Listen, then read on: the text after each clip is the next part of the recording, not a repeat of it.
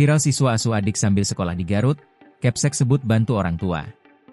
Sebuah video seorang siswa perempuan yang bersekolah sambil mengasuh adiknya yang baru berusia kurang dari 2 tahun dan berdagang makanan kecil mendapat perhatian para pengguna media sosial dan simpati hingga viral. Akun Instagram Info Garut yang mengunggah video tersebut memperkenalkan nama siswa tersebut sebagai Zulfa, meski tidak menyampaikan nama sekolah tempat Zulfa bersekolah. Dari penelusuran Kompas.com, Zulfa diketahui bersekolah di MTS Al-Irsyad yang ada di Kampung Panyingkiran, Desa Situsaur, Kecamatan Karangpawitan. Selasa, 28 Oktober 2025, pagi, Kompas.com pun menyambangi MTS Al-Irsyad.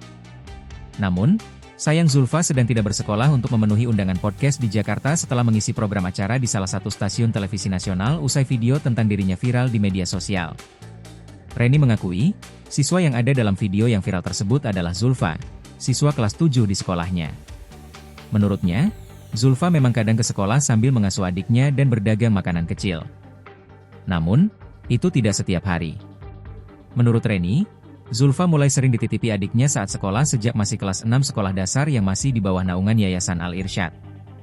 Namun, saat di sekolah dasar, adiknya tidak dibawa ke sekolah karena rumahnya ada di belakang sekolah SD Al-Irsyad.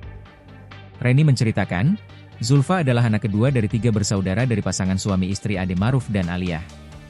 Semua keluarga Zulfa bersekolah di Yayasan Al-Irsyad yang didirikan oleh keluarganya, termasuk Aliyah, ibu dari Zulfa.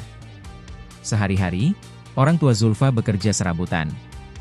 Anak ketiga pasangan Ade Maruf dan Aliyah yang juga adik dari Zulfa memang anak berkebutuhan khusus hingga perlu pengobatan. Selama setahun lalu, biaya pengobatannya ditanggung oleh pemerintah desa. Namun, saat ini pihak desa tidak menanggung penuh pengobatannya hingga Zulfa dan orang tuanya harus bekerja keras mencari biaya pengobatan adiknya. Download Tribun X sekarang, menghadirkan lokal menjadi Indonesia.